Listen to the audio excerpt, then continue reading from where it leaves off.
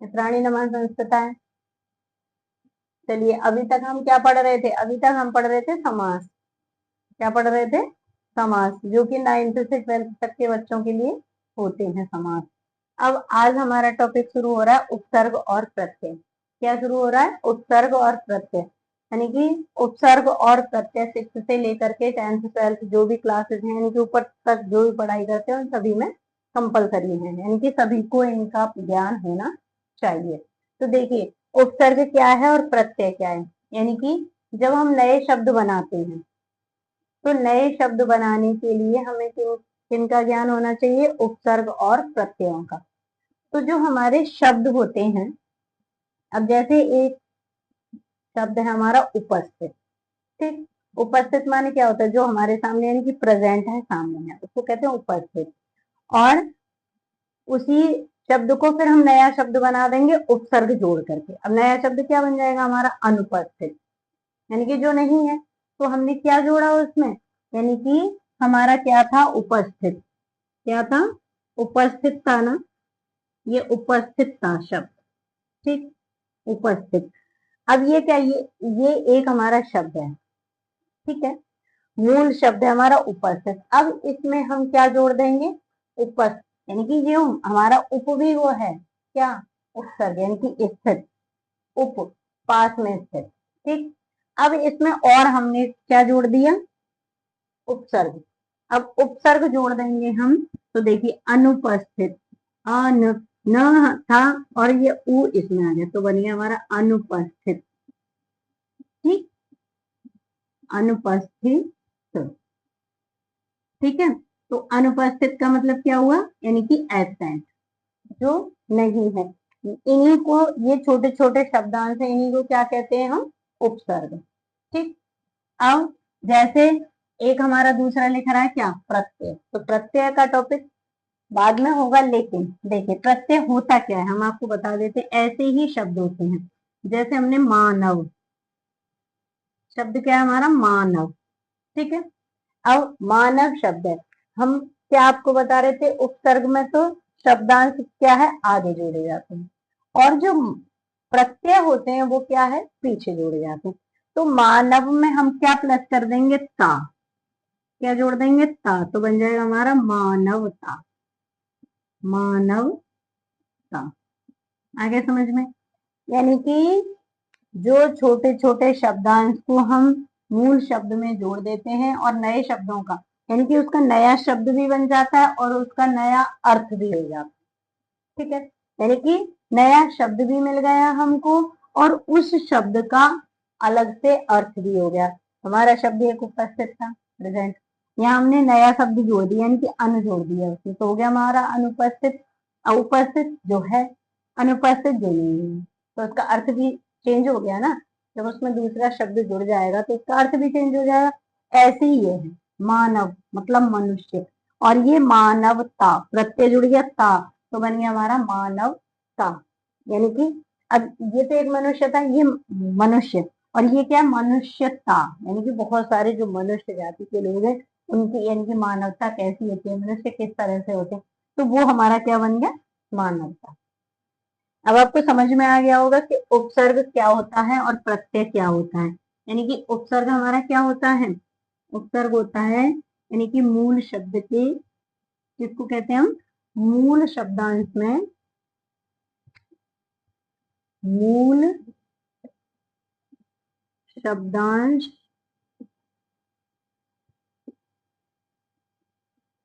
में, मूल शब्द में, मूल शब्द में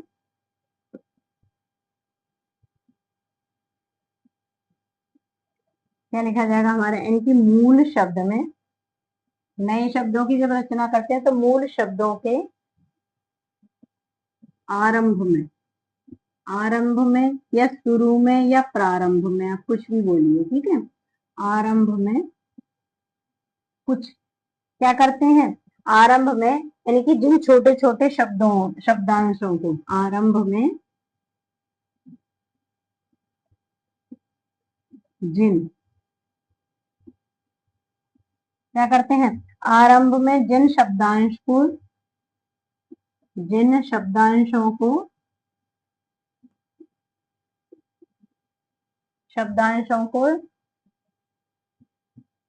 जोड़ते हैं,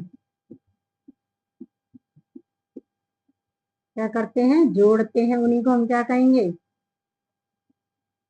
जोड़ते हैं, उन्हें ही हम क्या कहेंगे, उन्हें हम उपसर्ग कहेंगे। ठीक है, यानी कि मूल शब्दों के आरंभ में जिन शब्दांशों को जोड़ते हैं उन्हीं को हम क्या कहेंगे, उपसर्ग। ठीक है, अब देखिए उपसर्ग, जैसे अभी हमने, अब क्या है, जैसे कार, कार क्या है, उदाहरण के लिए आप देख लीजिए क्या होता है, यानी कि कार क्या है, कार हमारा क्या है, एक शब्द है। अब हम इसमें उपसर्ग जोड़ देंगे तो बन जाएगा, हमने उपसर्ग जोड़ दिया, उप, क्या जोड़ दिया, उप। अब उप को मिला करके बना देंगे हम उपकार। ठीक है, उपकार यानी कि किसी की भलाई का काम करते हैं किसी के ऊपर, तो उसको हम क्या बोलेंगे, उपकार। समझ में आ रहा है, यानी कि उसको क्या बोलेंगे हम, उपकार। और ऐसे ही अब देखिए और भी इसमें क्या क्या होता है, जैसे सार्थक शब्द जुड़कर नए शब्दों की रचना करते हैं। भाषा के भी सार्थक लघुत्तम खंड, यानी कि, लेकिन एक और ध्यान रखना पड़ेगा हमको, क्या, यानी कि जो हम उपसर्ग जोड़ते हैं वो क्या होना चाहिए, सार्थक, यानी कि सार्थक लघुत्तम, छोटे छोटे टुकड़े, छोटे छोटे खंड। ठीक, अब जैसे उपसर्ग में आते हैं हमारे, देखिए उप, अनु, पर, प्रति, सु, अन, आदि, ऐसे बहुत सारे उपसर्ग हैं, लेकिन 22 उपसर्ग हमारे मैन हैं। मतलब उपसर्ग मैन जो हैं वो कितने होते हैं, 22। उनके अलावा भी बहुत सारे हैं, लेकिन आपसे यदि कोई पूछता है कि उपसर्ग मैन कितने होते हैं तो हम कितने बताएंगे, 22, यानी कि 22 उपसर्ग हमारे इम्पोर्टेंट, मुख्य 22 उपसर्ग होते हैं। उसके अलावा और भी बहुत सारे उपसर्ग होते हैं जिनको कि हम शब्दों के आगे लगा देते हैं। ठीक है, अब आपको समझ में आ गया, इनकी जो लघुत्तम टुकड़े हैं उनको क्या करते हैं हम, यानी कि शब्दों में जोड़ देते हैं, तो वही हमारे क्या बन जाते हैं, उपसर्ग बन जाते हैं। ठीक है, अब देखिए उपसर्गों में प्रयोग, उपसर्गों के प्रयोग से क्या होता है, हमने आपको पहले ही बता दिया, यानी कि जो मूल शब्द का अर्थ है उसमें क्या आ जाता है, बदलाव आ जाता है। क्या आ जाता है, मूल शब्द के अर्थ में बदलाव आ जाता है और अर्थ में विशेषता आ जाती है। लेकिन एक आपको ध्यान रखना है कि हम जो उपसर्ग है उसका स्वतंत्र रूप से, यानी कि अकेला उपसर्ग का प्रयोग नहीं कर सकते। ठीक है, यानी कि जो मुख्य बातें हैं देखिए इनकी क्या है, मेन पॉइंट क्या है, यानी कि प्रमुख प्रमुख बातें किसकी, यानी कि जिनको कि हमें अच्छे से याद रखना चाहिए। क्या है, नंबर 1, यानी कि मूल शब्द के अर्थ में बदलाव, अर्थ में क्या आ जाता है, बदलाव, बदलाव आ जाता है, बदलाव। ठीक है, नंबर 2, ठीक, अर्थ में बदलाव आ जाता है और मूल शब्द के अर्थ में विशेषता, मूल शब्द के अर्थ में विशेषता आ जाती है। क्या आ जाती है, विशेषता, विशेषता। ठीक है, ठीक है, और थर्ड पॉइंट है हमारा, उपसर्गों का हम, उपसर्गों का स्वतंत्र रूप से, यानी कि अकेले, स्वतंत्र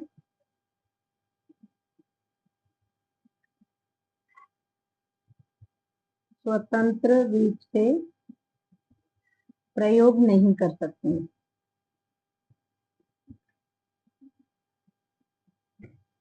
स्वतंत्र रूप से प्रयोग नहीं कर सकते हैं।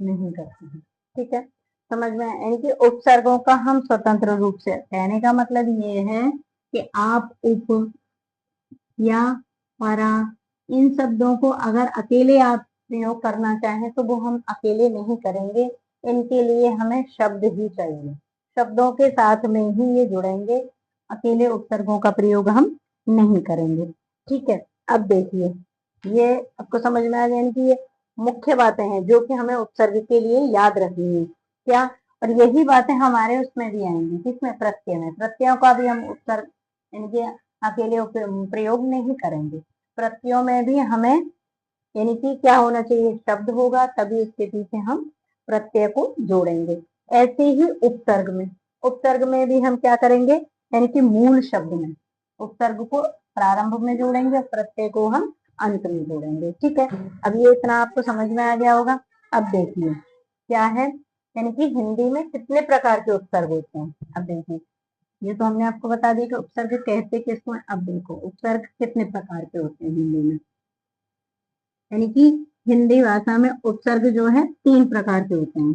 कितने प्रकार के होते हैं, 3 प्रकार के। अब देखो, यानी कि उपसर्गों के प्रकार, क्या देखते हैं हम, उपसर्गों के प्रकार, उपसर्ग के प्रकार। तो हिंदी में कितने उपसर्ग, हमने आपको बताया कितने प्रकार के उपसर्ग होते हैं, यानी कि हिंदी में 3 प्रकार के। हम हिंदी पढ़ रहे हैं ना, संस्कृत में अलग होते हैं, हिंदी में अलग। हिंदी में 3 प्रकार के उपसर्ग होते हैं। कितने प्रकार के, 3 प्रकार के, 3 प्रकार के, हिंदी में 3 प्रकार के उपसर्ग होते हैं,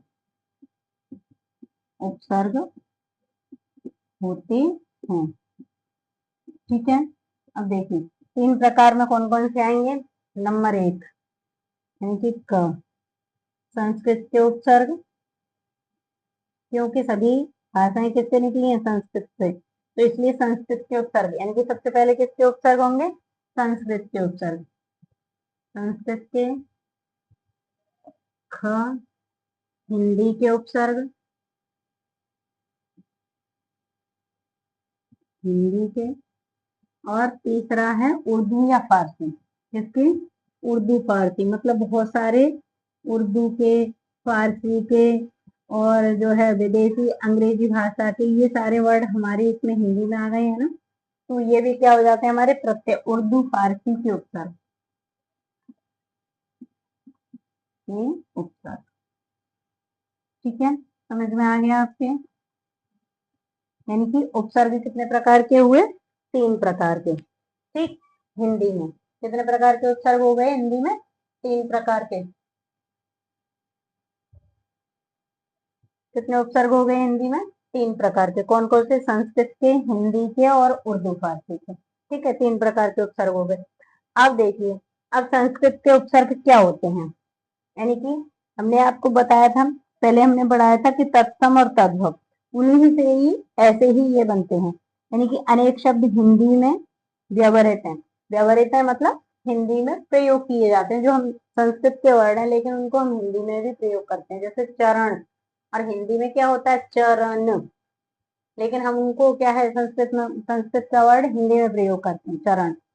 तो ऐसे बहुत सारे शब्द हैं जो हम संस्कृत के किसमें प्रयोग करते हैं, हिंदी में, तो उन्हीं को आप देखिए, यानी कि उन्हें ही क्या कह देते हैं, इन्हें तत्सम,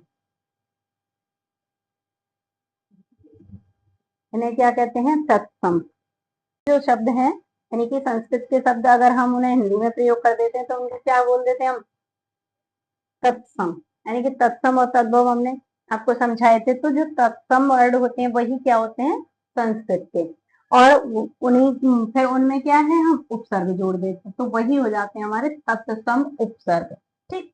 अब देखिए संस्कृत के उपसर्ग, उनके अर्थ, और किस तरह से हम उनको बनाते हैं। अब देखिए सबसे पहले हमारा नंबर है इनके उपसर्ग के हमने प्रकार देखे, उसमें 3 प्रकार हो गए, संस्कृत के, हिंदी के और उर्दू फारसी के। अब चलिए अब हम क्या देखते हैं, संस्कृत के उपसर्ग देखते हैं कि हमारे संस्कृत के उपसर्ग कौन कौन से हैं। क्या देखते हैं हम, संस्कृत के उपसर्ग हमारे कौन कौन से हैं। चलिए देखते हैं इनकी संस्कृत के उपसर्ग, उनके अर्थ और बात और उनका प्रयोग, यानी कि उनको हम किस तरह से बनाएंगे।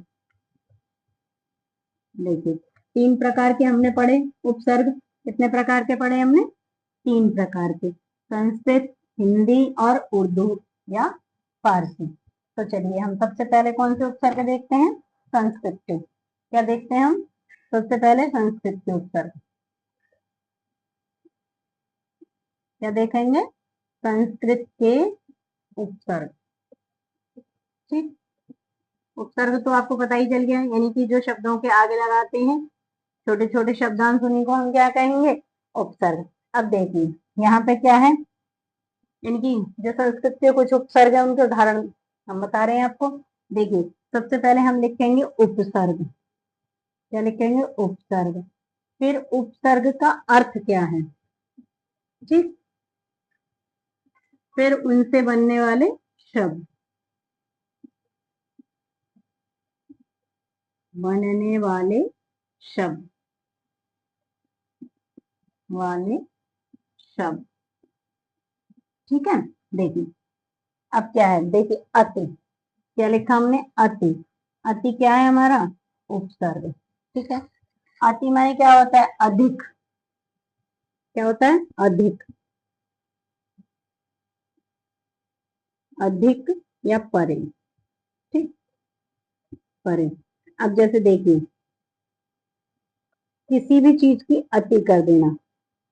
अब जैसे यानी कि लोग क्या करते हैं, ड्रिंक करते हैं तो उसको ज्यादा पी लेते हैं, तो उससे क्या होता है, नुकसान हो जाता है। तो वही उसी को कहते हैं हम अति। अति माने बहुत अधिक, यानी कि किसी भी चीज की अति करना, तो वो क्या होती है, नुकसानदायक। तो वही क्या है, अति। ठीक है, बहुत सारे लोग क्या, चाय का सेवन करते हैं जो कि ज्यादा शरीर के लिए हानिकारक है। तो वही क्या है, अति का अर्थ, यानी कि अति किसका वर्ड है हमारा, संस्कृत का, और उसका अर्थ क्या है, अधिक। अब उसके हमें शब्द बनाने, जैसे देखिए हमने क्या लिखा, अत्याचार।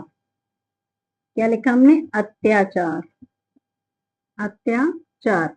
अब देखिए अत्याचार लिखा, लेकिन आप सोचेंगे अत्याचार में अति कहाँ है, क्योंकि जो बच्चे संधि नहीं जानते तो उनको तो ये पता ही नहीं है कि अति कैसे बना।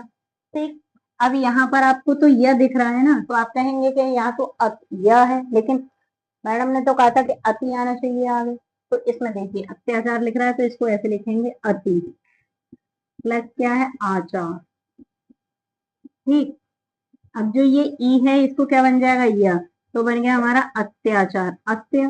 इसमें मिल गया अत्याचार। ठीक है, तो ये अति क्या हो गया, यानी कि अति आ गया हमारा उपसर्ग। क्या है, अति उपसर्ग। ठीक है, आगे समझ में, अत्याचार कैसे बना हमारा, इस तरह से, यानी कि अति में क्या उपसर्ग है, अति में उपसर्ग, यानी कि अत्याचार में क्या उपसर्ग है, अति। ठीक, ऐसे ही अतिशय, क्या है, अतिशय या अतिरिक्त, अतिरिक्त। ठीक है, अतिरिक्त।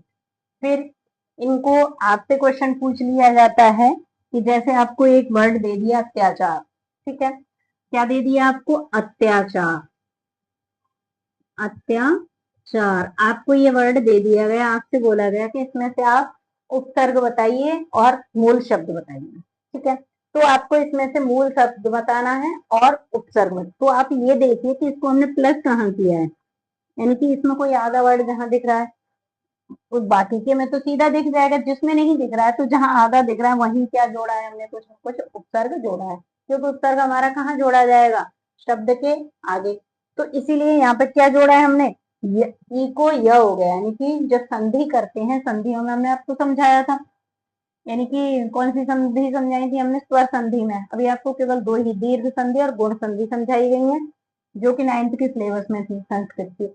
अब आगे जो संधियां आएंगी यानी कि यण संधि और वो हम आपको समझाएंगे। अभी अभी हमने समझाई नहीं, लेकिन आप अभी ऐसे समझ लीजिए कि ई को यह हो जाता है यण संधि में। किसमें हो जाएगा? यण संधि में।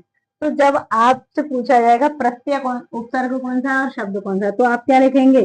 अति तो हमारा उपसर्ग है और आचार हमारा क्या है? शब्द। ठीक है, आगे समझ में। यानी कि ऐसे ही बहुत सारे और भी शब्द होंगे जो कि किससे बनेंगे? अति उपसर्ग लगा के। ठीक है, आगे आपके समझ में। अब देखिए, ऐसे ही अधि क्या है? ये था आपका अति। ऐसे ही क्या है? और अधि। अधि अधि क्या है? अधि। अब देखिए, इसका अर्थ होता है श्रेष्ठ। श्रेष्ठ, समीप। समीप मतलब पास में, और ऊपर। ऊपर, ये इसके क्या है? अर्थ है। अब इन अर्थों को मिला, यानी कि इसका अर्थ बताया, अब किसी के भी साथ में ये मिल जाएंगे तो क्या हो जाएगा? उनका अर्थ चेंज हो जाएगा। क्या हो जाएगा? उसका अर्थ चेंज हो जाएगा। अब देखिए, जैसे अधिपति क्या है? अधिपति। अधिपति तो पति, पति हो गया, और अधि लगा दिया तो यानी कि श्रेष्ठ पति, सबका स्वामी। जैसे हम जो हिंदू लोग हैं वो किसको मानते हैं? शिव जी, विष्णु, ये सब क्या है? हमारे अधिपति हैं। यानी कि श्रेष्ठ व्यक्ति को कहते हैं हम अधिपति। ठीक है, आगे आपको समझ में। अब ऐसे ही देखिए, अधिगण, अधिकार। देखिए, अधिकार यानी कि अधिकार पाले ना, ये तो आपको समझ में आ ही रहा होगा। अधिकार, अधिकार, और अधिगम। अधिगम, बहुत अधिक किसी श्रेष्ठ चीज को प्राप्त करना। ठीक है, आगे आपको समझ में। अब देखिए, ऐसे ही आगे क्या है? अनु। अनु तो हम आपको बता ही चुके, अनुपस्थित में। ठीक है, ठीक है, देखिए, अनु। अनु का क्या होता है? पीछे या समान। पीछे या समान। अब देखिए, जैसे अनुचर। अनुचर किसको कहते हैं? यानी कि जो सेवक होते हैं, जो घर में कर्मचारी होते हैं, उनको क्या कहते हैं? अनुचर। यानी कि जैसे हमने कहा वो वैसा ही काम करेंगे, तो यानी कि आप जा रहे हैं तो आपके पीछे पीछे चलेंगे, अनुचर करेंगे। और एक अनुसरण भी होता है, यानी कि अनुसरण करना, जो हम कर रहे हैं उसी को अनुसरण कर रहे हैं। आपने जैसा बोला वैसा बोलते हैं। तभी तो कहते हैं कि घर में बच्चों के साथ अच्छा व्यवहार करो, यानी कि आप जैसा बच्चों से बोलेंगे वैसा ही वो आपको देखेंगे। आपके घर में जो भी बड़े लोग हैं उनका आप क्या करो? सम्मान करो। तो जो छोटे बच्चे देखेंगे वो भी तो उनका अनुसरण वैसा ही करेंगे। हम अच्छा करेंगे तो हमारे बच्चे भी अच्छा करेंगे। तो इसीलिए हमें सबके साथ कैसा व्यवहार करना चाहिए? अच्छा। यानी कि जो हमको व्यवहार अच्छा लगे वही हमें दूसरों के साथ भी करना चाहिए। और ऐसा व्यवहार यदि नहीं करते हैं तो हम फिर दिक्कत होती है। तो देखिए, क्या होगा? अनुचर। अनु यानी कि कहने का मतलब ये है कि उस शब्द को हमें उसमें लगाना है। अनुचर, अनुसरण, शरण। ठीक है, अनुभव, अनुभव। ठीक है, आगे समझ में। अब देखिए, अन हो गया, जैसे अन, केवल क्या? अन। यानी कि इसमें न कैसा आना चाहिए हमारा? आधा। नहीं या न। ठीक है, नहीं या न, या अभाव। अभाव, अभाव माने यानी कि वो नहीं है। ठीक है, अब देखिए, यानी कि इसका ये अर्थ हो गया अन का। जैसे अभी हमने देखा था ना, अनुपस्थित, तो वहां अन ही तो प्रत्यय उपसर्ग था, क्योंकि वो तो उपस्थित का लगा था। तो अनुपस्थित बन गया अनु। यानी कि हमारा शब्द क्या था वहां पे? अन। अन, ऐसे। और इस नाम में जो उपस्थित है उसका उ लगा दिया हमने। उपस्थित, अनुपस्थित। ठीक है, अनुपस्थित। आगे समझ में। यानी कि यहाँ पे कौन सा प्रत्यय लगा हमारा? अन। अनुपस्थित लगाएंगे तो वो अनुपस्थित यानी कि अनु, जैसे अनुचर। अब अगर हम यहाँ पे आप कहोगे कि यहाँ पे अन वो है उपसर्ग, तो अनु को अलग कर देंगे तो पस्थित कोई वर्ड नहीं है, इसलिए क्या लगेगा यहाँ पे अन। कौन सा उपसर्ग है हमारा? अन। अन और उपस्थित। ठीक है, समझ में आ गया होगा यानी कि कौन सा उपसर्ग निकलेगा हमारा यहाँ पे? अन। ठीक, अनुपस्थित। अब देखिए जैसे अनपढ़, अनपढ़ यानी कि जो पढ़ना नहीं जानता हो। अनजान, अनजान। ठीक है, समझ में आ गया होगा आपको। अब देखिए ऐसे ही क्या है अप, क्या है? अप, अप प्रत्यय। अब देखो अप प्रत्यय में भी आपका क्या होता है? हीन, बुरा या अपूर्ण, यानी कि अप का भी क्या होता है? बुरा, हीन यानी कि जो अच्छा नहीं है, या अपूर्ण। ठीक है, ठीक। अप, अब जैसे हम कहते थे अपराध, क्या? तो अपराध करना अच्छी बात है नहीं ना, तो वही अपराध। अपकार, एक तो होता है उपकार, एक होता है अपकार। उपकार माने भलाई और अपकार माने बुराई। ठीक है, आगे आपको समझ में? अपकार, फिर अपयश, क्या? अपयश। ठीक, समझ में आ गया आपको? अपयश। और भी देखिए इसमें बहुत सारे उदाहरण दे रखे हैं, किसके? यानी कि संस्कृत के बहुत सारे उदाहरण है हमारे। जैसे देखिए अब, क्या? ये अप था, अब देखिए अब माने भी आपका क्या होता है? यानी कि अब माने भी नीचे, बुरा। ठीक है, क्या? नीचे या बुरा। यानी कि बहुत सारे उपसर्ग ऐसे हैं जिनके यानी कि जो दो दो अर्थ होते हैं। अब जैसे अप माने भी बुरा हुआ और अब माने भी बुरा हुआ। ठीक है, अब देखो अब माने और अप माने क्या है? अब जैसे देखो अवरोध, क्या? अवरोध, क्या है? अवरोध यानी कि किसी चीज को रोकना, अवरोध। ठीक, अवरोध। अवनति यानी कि हमारी उन्नति न होना, उसको कहते हैं हम अवनति। ठीक है, आगे आपको समझ में? और अवगुण, बुराई, अवगुण, अवगुण। ठीक है, समझ में आ रहा होगा यानी कि क्या है? अवगुण। क्या है यहाँ पे? अवगुण, अवगुण। ठीक, अब देखिए इसलिए आपको समझ में आ गए होंगे। अब देखिए और भी बहुत सारे इसके उदाहरण हैं। संस्कृत के जो उपसर्ग हैं उनके बहुत सारे उदाहरण हैं। देखिए यानी कि बहुत सारे उदाहरण हैं, बहुत सारे इनके शब्द बनते हैं।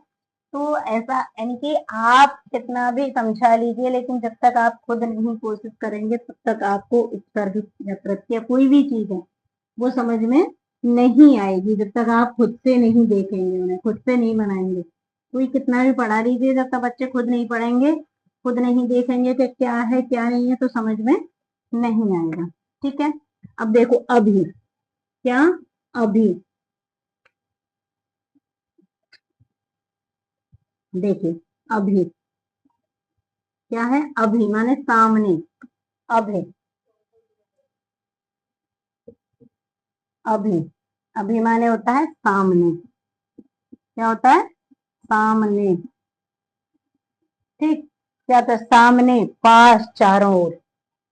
यानी कि इसके कितने सारे अर्थ हो गए? पास, चारों ओर, चारों ओर। ठीक है, अब देखिए अब क्या बनेंगे इसके? बताइए। अभिमान, क्या? अभिमान। ठीक है, अभिमान। ठीक, फिर अभिराम, अभिराम। ठीक है, आगे आपको समझ में अभिप्राय, क्या? अभिप्राय, अभिप्राय। ओके, ठीक है, समझ में आ रहा होगा आपको। और भी देखिए, क्या? आ, केवल आ, तो आ का अर्थ होता है तक, तक, यानी कि जैसे कि जन्म से लेके मृत्यु तक, क्या कहते हैं? जैसे जन्म से लेकर के मृत्यु तक। फिर क्या करते हैं? आ जन्म, आ जन्म, यानी कि आ जन्म का अर्थ क्या होगा? यानी कि इसका तक है, तो जन्म यानी कि जन्म से लेकर, फिर जन्म से लेकर कब तक? यानी कि मृत्यु तक, आजीवन, जिंदगी भर, आजीवन। आया आपको समझ में? ऐसे ही क्या है? आगमन, आगमन माने आना, आगमन। ठीक है, आपको ये उपसर्ग समझ में आ गए होंगे। और भी संस्कृत के उपसर्ग हैं जिनको कि हम नेक्स्ट वीडियो में देखेंगे। तो इसी तरह के वीडियोस प्राप्त करने के लिए आप हमारे चैनल को सब्सक्राइब करिए और भी लोगों को शेयर कीजिए, जिससे कि सभी को ये ज्ञान प्राप्त हो जाए, क्योंकि इसमें किसी के पैसे तो लग नहीं रहे हैं। तो इसीलिए ज्यादा से ज्यादा वीडियो को शेयर करें और ज्यादा से ज्यादा लाइक करें। धन्यवाद।